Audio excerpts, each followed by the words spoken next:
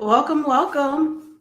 Thank you so much for tuning in to the Refueling Station Live. I am your host, Dr. Erin Wheeler, and I am the CEO of Gracefully Productive. We are a company dedicated to serving leaders of color to help them maximize their impact without sacrificing their souls. We are dedicated to making sure everyone has practical strategies based on their lived experience. We offer one to one coaching as well as trainings and consultations. So, book me for your teams, book me for yourself. I am open for business. And to tell you a little bit more about me, if you're brand new, I have more than 15 years of experience as a higher ed leader, a nonprofit leader. I have also been an entrepreneur for about 10 years. So I do have a little bit of experience there. And I'm also an author, podcast host, and a cognitive psychology expert. It's really just a fancy way for saying that I love to study how the brain works and how we learn and grow. So thank you so much for being with me today. And if you are catching this later, I encourage you to leave comments. I go back and look at them. And I will also, if you're tuning in with me live, I'll also answer your comments now. So let me know if you're with me. Tell me, hey, tell me how your day's going. Thank you so much for taking time out. I hope you are eating. I hope you have a bottle of water. I hope you are eating not at your desk. I hope you're eating something healthy. Or at the very least, I hope you're taking a break today for yourself. So thank you, and give yourselves a hand for taking a break, even just to listen to me, or taking a break, just give your brain a break. So Refueling Live is always about helping leaders of color live, do, and be well. We often are tasked with a whole lot of responsibility. We're so ambitious about everybody else's cause and the mission, and usually finding systemic equities wherever we are, whether we're in education or in a medical fields, mental health, anywhere. However, when we look back at our own well-being, we're usually falling apart behind the scenes. So this Refueling Live, and it is live because I do have a newsletter that goes out every week.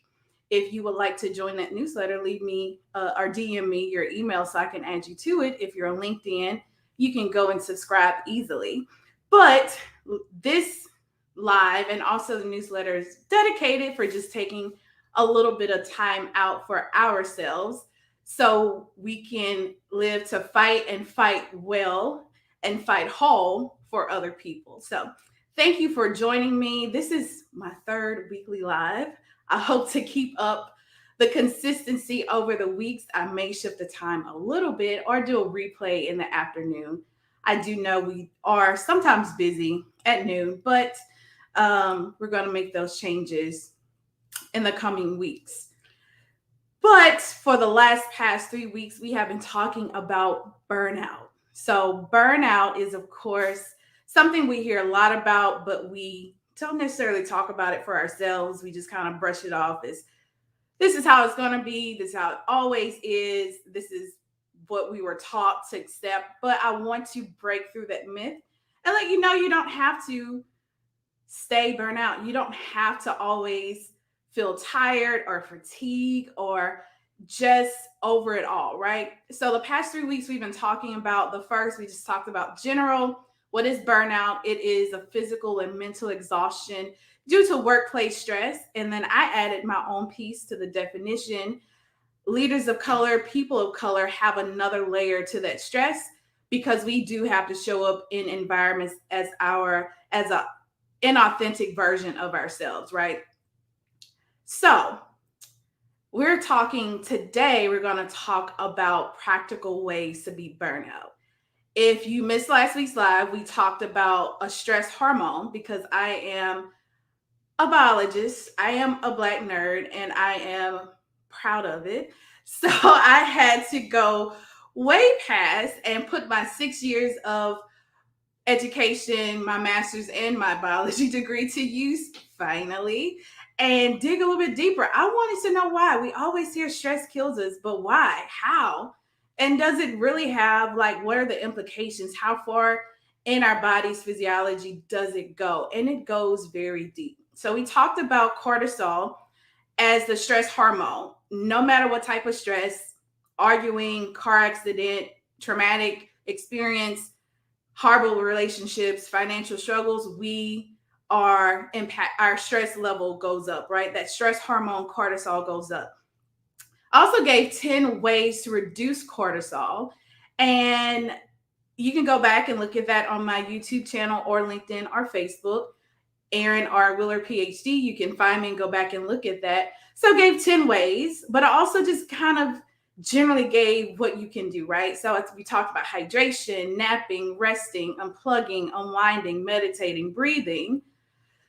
But we now know that life, and we are all well intentioned, but all of us probably have jobs to where we wake up before 8 and we blink our eyes and it's now 4:30 and we haven't drank any water. We snacked on some things. We picked up something really fast to eat if we eat at all. We barely leave the screen. We go from one Zoom meeting to another. We go from one office to another, one project to another, putting out fires, and the day's gone, right? So I understand that it's so very easy to say, oh, yeah, just hydrate, just drink more water. But in the course of our real days, I want to offer some practical strategies on how to do that. So some of these are mine. I am very transparent on here. I don't have it all together, all figured out, but I do know that when I have intentions and I have implemented these things, I feel so much better. So the fight is just in being consistent, right? So the first is staying hydrated. And I promised my mom, because she is a nurse, and we always have this, I'm 30, I'll be 38. So I'll give at least 30 years of my life. I rolled my eyes every time she told me to drink water for every ailment that I have. And it is a running joke between me and my sister that no matter what it is, water solves it. Head hurting, drink some water. Arm broken, drink some water. Any other ailment that you name, have a cough, drink some water. If you're tired, drink some water. Can't go to sleep, drink some water. And I was like, Mama, that doesn't solve anything. Give me some medicine, do something, be my nurse. I know you're my mom, would be my nurse. And so I told her that I would give a public apology to everybody in Facebook land and YouTube land and LinkedIn land, that I would acknowledge that Vera Downing Wheeler, my mom, my wonderful mom, is right. So I hope she's listening. She can save this video. She's right. And I have to admit that she's been right. And it's probably been a decade since I knew she was right. I just didn't say anything. But hydration is the number one key to reducing cortisol levels and reducing the impact of stress on our bodies. This is where we get physically burnout, right? Because we are not hydrated. So the number one tip or thing I want to talk about today is staying hydrated. How do we do it? How do we do it in the course of the day when I literally can be sitting at this computer all day and have a bottle of water in front of me and have not taken one sip because I'm so caught up and just getting the work done. I understand that's probably how most of us are, right? If you are listening, whether you're looking at this live, let me know if I'm telling the truth about you. So staying hydrated, what are some tips for staying hydrated? So for me, I set hydration reminders. Sometimes it gets annoying because I'm like, I know, but I'm not ready to drink anything yet. But it's just to keep up. Hey, Erin, it's 8 o'clock. How much water have you drank? Okay, it's noon. How much water? So you can go to your app store and look for hydration reminders. It'll go off and it'll tell you by now you should have drank X number of ounces of water, right? So that's one easy way to do this, to keep it before you. Another way is to really kind of counteract or kind of offense, defense kind of thing is swap sodas. So anytime this comes down to choice, you have a choice to choose whether you want to drink water or soda. And I would recommend that you drink the soda because one, we learned last week, carbs speed up the stress process and dehydration also speeds that up. So between setting hydration reminders, but also making a conscious choice to drink more water. And along with that, making a conscious choice to reduce alcohol and caffeine. So, one of the things that I tried a couple of years ago that I've implemented that it's been going pretty well, if I'm going to have coffee and I try to limit my caffeine, I've told you I've recently realized I have, not realized, but doctors discover I have blood pressure issues. And so even staying on top of that, I have to reduce my caffeine. If I just have to have it in the afternoon or delay it at the very least to at least 11. This is plays a part. I'm not going to get into the science of it, but there's a series of hormones that adjust from the time you wake up and you're exposed to light. It starts to adjust, right? The body internally starts to wake up. You have to wait. Like coffee does no good until one, those levels of the hormones that were up when you were asleep needs to clear out your system. No matter if it doesn't clear out, the caffeine won't work, right? So if you delay caffeine, that at least give you a little bit more time to drink water. And if you just must have a hot beverage in the morning, go to your teas, your green tea, which actually is an antioxidant that helps fight, one, helps with hydration as well as lowers cortisol levels. So keep track of your water intake. There's these really big bottles if you want to. Sometimes I have to use it because I haven't been doing well, but there's really big bottles that you can keep at your desk and you can challenge yourself. Okay, I need to be at this level by 8. I need to be at this level by 12, by 6, by 4. And by 8 o'clock, I will have needed to drink X number. So you can determine, you can even ask your doctor what's a healthy level of water. There's a lot of research out there. 60 ounces used to be the magic number. You can reach that, but sometimes it goes with your body rate. So find out what's best for you. So those are the 4 ways to stay hydrated. That is one of the ways you can reduce stress on the body, right? So set hydration reminders, swap sodas, reduce alcohol and caffeine, and keep track of your water intake. So really cool bottle, cute bottle, get you excited about it, or maybe keep track of the water bottles. If you use plastic water, the disposable bottles, keep track of how many you've drank in a day. So just making sure that you're mindful. It's all about being mindful and intentional. So the second way to reduce stress and tips of how to do this, exercising, and I'm going to air quote exercising, but it's really moving your body every day. Since the pandemic has wrecked everything on our body, right? It has wrecked almost everything, our hips, our knees, our feet, since we don't wear shoes. Like it's been, if you've been working from home since the pandemic, there's been real shifts, right?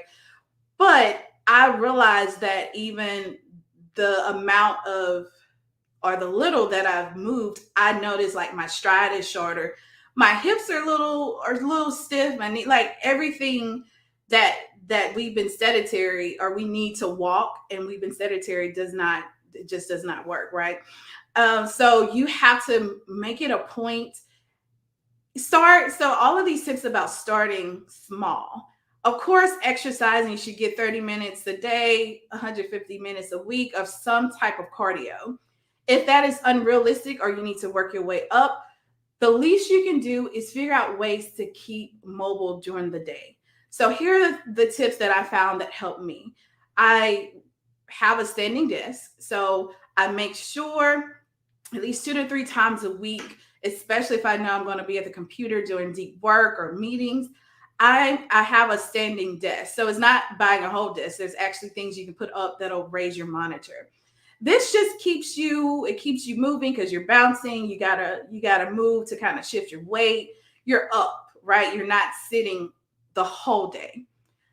The second tip that I've found that was useful is short walks during breaks or lunch. So even just in the morning, if I can get out and just walk up and down my neighborhood 1 or 2 times, get the vitamin D. People of color have a vitamin D deficiency issue, so it's a double whammy, a double benefit for you is to go outside, quick walks, just getting some sunshine even helps reset the brain, reset the body, right? If you have one of those days where it's just Zoom after Zoom after Zoom, if it's just one of those, let's touch base, let's update. Nobody needs their screen. I don't need to share anything. Offer to do a phone call. Get your AirPods, get your earphones, go outside and take a walking meeting. Now, even before the pandemic, even when I was working on campus, I used to do this with my team. Fortunately, all the campuses that I worked on were beautiful and gorgeous, where the outside was just kind of a way to refresh yourself. Like, it was very refreshing to be outside. I used to say, hey, I'm tired of being in this office. Let's go for a walking meeting. And whether we walked or we sat outside on a bench, it was just a way, one, to model well-being for your team, and two, get myself out of the office. So standing desk, short walks during break, or using your meeting time to do walking meetings by phone or either in person. And then the fourth are YouTube desk exercises. There's things you can do at your desk that you probably didn't know were very akin to the real exercises you do in the gym. So if you have a break, even 5 minutes, YouTube is plentiful. Google exercising at my desk. You'll find a lot of trainers have done some videos to help you out with that. So it's always about moving, just getting up to move. And a question that I ask myself, whether it's in the morning or by the end of the day, Erin, have you moved your body today? And if that answer is no, I need to find a way to do that, whether it's playing on my Xbox Connect, I have a Peloton, going out for a walk, some yoga. But if you're intentional, that question will prompt you to get moving or fit it in, whether it's 10 minutes a day. It'll start adding up and you'll start feeling better.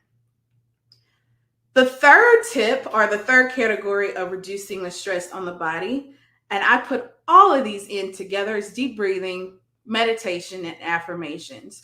So one way that we can think ourselves crazy and burn out easily is rumination. It's rumination where you have these unending cycles or loops of thought, negative thoughts. That's the distinguishing thing. Negative thoughts. Rumination will keep your mind going and your brain constantly on, where it doesn't have a time to even disconnect and process everything that's been going on, right? It's always working. When your brain is always working, even though you don't think of it as part of your body, it is essential to your body. If your brain stops working, nothing else will, right? So you're putting more pressure on yourself, but even that rumination kicks up cortisol in your body. So nobody's hitting you. No, you're not going through anything, but your brain is under a lot of stress when you can't seem to exit out of negative thought patterns, right? So deep breathing, meditation, and affirmation sound easy. You hear it. Oh yeah, just do some meditation. So again, transparency. My brain is always working. Always, always, always, always. And so I've had to really practice and being intentional about meditation and really learning the art of meditation. It's not about stopping your thoughts. It's about filtering them, capturing them. And so I picture myself, okay, there's a thought. I'm going to capture it. I'm going to put it over here in this bucket. There's a thought, put it over here until I'm at a place where I'm clear. And I'm like, okay, what's going on in your brain? And from there, I can process. And then there are going to be moments where I'm able to really be present in the moment, listen to my breath, be thankful, grateful, pray. So in that moment, I'm in the present where I'm okay. I'm breathing, I'm living, everything's fine. And then I have that moment of clarity. Easy to say, harder to implement. I am almost like a kid. I have to work my way up to 5 minutes, 10 minutes of just sitting still, because my brain goes, I'm used to, no, this isn't working. You got to do something. Why are you sitting still? There's other stuff you can be doing. Like, there's so much other stuff. And so my brain is all over the place, but I have to tame it and say, nope, I'm going to take this 5 minutes for me. It's not going to hurt anybody. and there's nothing I can't do anything in 5 minutes, right? So I have to take that time for me. Easier said than done. It's a mental thing, but also there's an app for that. And that's also, I don't have any sponsorships from them. I hope I can get one. It's the Exhale app. It's actually made by uh, people of color, believe it's Black women. Exhale app on the App Store actually is designed to really bring in meditation front and center to people of color. There's also all kinds of meditation apps. That's just one that pops into mind. And the second piece is schedule it. So if you can take control of your own schedule, wipe it clean, start over. Even if you feel like you can't, you can. It's just going to have to be intentional. You're going to have some real talks and setting boundaries with people, right? But you can actually schedule meditation. If you don't schedule hour-long meetings, schedule them 45 to 50 minutes. In that time, that 50-minute time that you have, that could be a time for meditation, where you just close your eyes, look at the app. You can set it for 1 minute and breathe. And even 1 to 2 minutes of deep breathing has profound effects on the body and immediately lowers stress hormones. So, staying hydrated, moving your body regularly, deep breathing, meditation, or affirmations are all ways you can reduce stress on the body. And the fourth thing is eating whole foods. So you heard me ask myself, did you move your body today? The second question that I asked myself, did you eat anything green today? And yeah, sometimes it doesn't go over like I want to. I want it just like the exercise. I want to be one of those people that as soon as their eyes blink open, they are at the gym, right? It's not me, but I'm trying. The other piece to that is I want to be able to let's eat some kale for breakfast. Like, let's figure out how to that's not me, but I try to make sure that there are good things going into my body, because I know when I'm consistent and on my regimen, I feel so much better. I can think better. My energy's up. I'm less tired. My skin's clear. Like, everything's working, right? So I have to ask myself, did you even eat anything green today? And you'll be surprised that you can have eaten everything in the world and not have a vegetable on your plate at any time of the day, right? So, did you eat something green today? Is a question you can ask yourself. And if that question is no, or you need to do something, smoothies are a great way to do this. And I've pretty much got my smoothie routine down, right? I used to use the excuse, I don't have any juice, I don't have any yogurt. But I really figured out a way to just do frozen fruits, water, a little honey. Don't be scared to add the greens or vegetables to it. They blend right up. Just put your favorite fruit in it. And for me, that's a one stop. Like, if I have one smoothie a day, I try to aim for 3 to 4 times a week. I know I put something whole that's not fried, that's not cooked, that's healthy for me. I've actually had in my body, no matter what I ate the day. But at least it starts the body to craving more natural things. When I eat more fruit, my sweet tooth goes away. So there's other ways you can make sure you get something whole in your body, even low sugar natural juices. So not the fruit juices that are like shelf stable, the ones that are cold pressed are going to have your nutrients. And again, antioxidants, which are anti-stress, good things that you need for your body. And rounding this up, naps and rest. I distinguish those two. Naps and rest. So napping and resting can be two different things. So I would put rest as in unplugging. Your brain is always, again, constantly on. When your eyes are open, you can hear, you can see, you can touch things, feel things, all of taste things. Your body is picking up all of the information, is trying to process it, right? And so you need a time where your brain is not doing anything. It's not exposed to light, noise. Like you want to give it a little bit of time to stop sensory processing. So that rest, and I would another pitch, Seven Types of Rest by Dr. Sandra Dalton Smith. It's a great book because she talks about the types of rest. So you might say, oh, well, I slept, but you're still tired. And one of the characteristics of burnout is fatigue. It's not that kind of physical tired, it's a different type of tired. Sometimes you have to figure out what kind of tired that is, right? And so resting, closing your eyes, shutting out the noise will do you a world of good.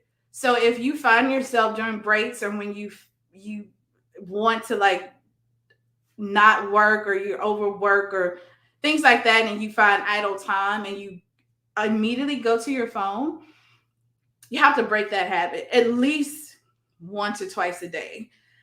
Put down your phone, close your office door if you can, shut off the lights, put your head down, close your eyes, and just have a moment where there's your brain isn't having to process light and noise and sound and all of those things. So I would say that's rest, right? And then you have naps. So I know for me, sometimes I'm so scared to take a nap because I'm like, I'm so tired, I'm not going to wake up. But I have to tell myself just either resting or closing your eyes for 20 minutes gets you right before that deep sleep and can fuel you for the rest of the day, right? So naps, power naps, max 20 minutes, can't go 30. Anytime over 30, you're going to get into that second wave or that second phase of sleep where you're going to feel really groggy. So even if you feel like you can't, like it's good that you can't get fully into that sleepy state, but that's in between that rest and the nap will do you a world of good. I told you before, I used to put fake meetings on my calendar just so I could have a time to nap. You have to do what you need to do for yourself and be unapologetic about it. And another thing that you can add that I found, and she actually was introduced this to me as a practitioner who I invited to one of my productivity retreats. We did a mixture of yoga and meditation, but she exposed me to what's called yoga nidra. And it is not any movement. You're not doing downward dog or anything like that, but it is a combination between meditation and yoga where you're seated or you're in a very comfortable position. And it is so powerful that you're like in this dreamlike state, but you can wake up and it feels like you slept at least 3 hours. You can look her up, Didi of Soul Technologies on YouTube actually has videos where you can practice yoga nidra in your own space, whether it's office or home. And it's a guided practice to just help you rest. Again, the mind is always constantly on. If you have something to stop the processing, stop your mind from wandering, you may need guided meditation to help you focus, to get yourself settled and in that calm state. And of course, with that, unplugging from social media. So limiting how much you go to social media a day. Again, there's an app for that. You can go to your app store and there's like a social media timer where for me, I have a lock on social media from 7 a.m. to 7 p.m. and I can scroll, but when I've been lately, it's been for about three or 4 months now. I don't even have a use for it. Like I'll scroll and I'm like, okay, I'm over it. And I can feel how my emotional state gets. And I'm like, yep, that's too much today. I put my phone down. So it just helps break that habit of going to your phone just to check it. Cause now it's a habit. Like it's something that's embedded deep into us because we're so used to doing it. But unplugging from social media, negative news, any of that, you need that time away. And I found that under rest and naps. So that is, those are my tips for reducing stress. Well, reducing the impact that stress has on our bodies. It's practical. It's something that you can do. Again, pick one and habit, and then you'll find yourself kind of picking up a little bit more habits. Like, okay, I got this. Let me incorporate something. But again, I will give a disclaimer. I know how life's. And I know how busy you can get in the course of a day. But you have to count the cost of not doing these things. The cost is your health, the cost is your sanity, and you have to weigh the options. Is this job worth my health and my life and the quality of my life? I may be getting paid lots of money, but even recognizing these things are not going to make or break your success. It actually can help you become more successful. So I know sometimes our minds plays tricks on us and say, I don't have time to nap. I don't have time to get any lunch. But your brain is the central part. Your body is responsible for you getting to work. Your brain is responsible for you thinking and solving problems. You have to be kind to both your body and your brain and yourself so that you can be successful. And so these are the ways that you can be productive, get more done, but you have to switch your mindset. And I have to tell myself every day, the questions that I ask help me become more intentional. Did you eat something green today? Did you move today? How much water did you drink today? Helps me keep this top of mind. And I hope that practice can help you as well. So we're coming to the end of another Refueling Station Live. And I want to challenge you this week is to pick one of the 5 things we talked about to incorporate into your daily life. So we talked about staying hydrated. We talked about meditation, resting, taking naps, moving your body, and eating whole food. So how are you going to show up for yourself this week? What kind of commitments are you going to make to yourself so you can live, lead, and be well? And I would love for you to DM me, inbox me, email me, let me know what you are intending to do and whether it's how much you enjoy this content, what you want to hear more of. I want to hear it all. So you can, on any of the channels, you can leave me a comment on the YouTube channel. You can inbox me on LinkedIn or inbox me on Facebook. I will answer them all. And so I couldn't leave without telling you about the thing that's running across your screen. I am planning, and I'm so excited for it, my Wise Well Leaders Summit. It is a retreat style. It is not a conference.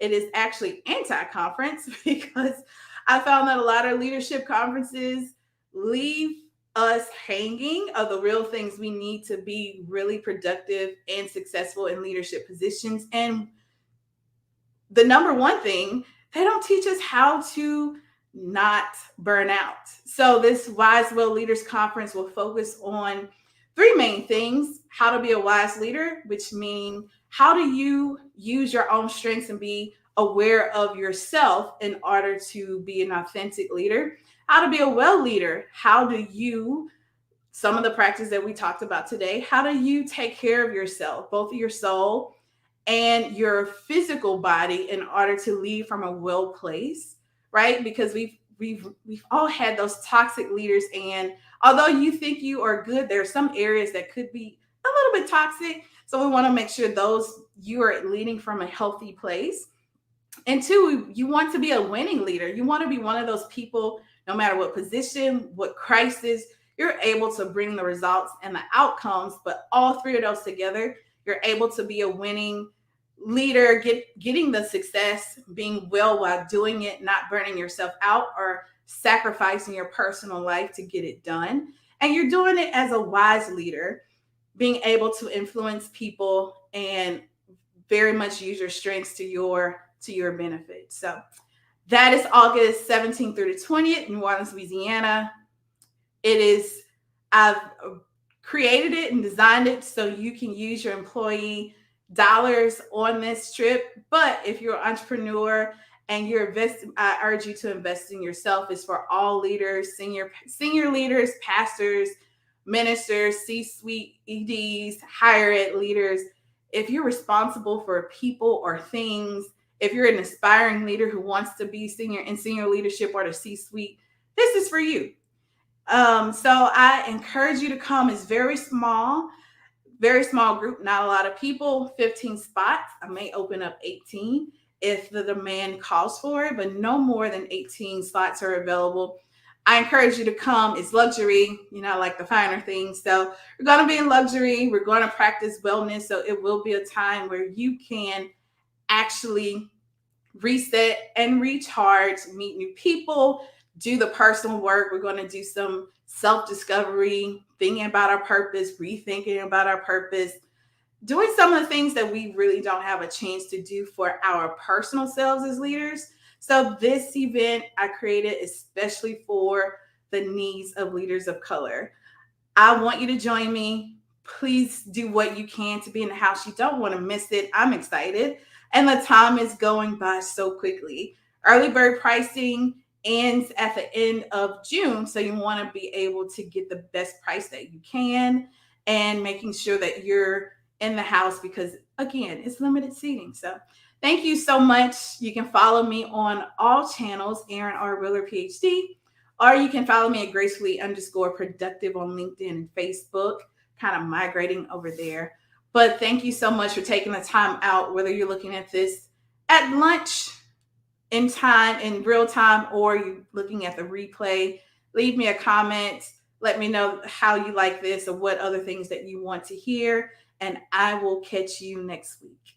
Bye-bye.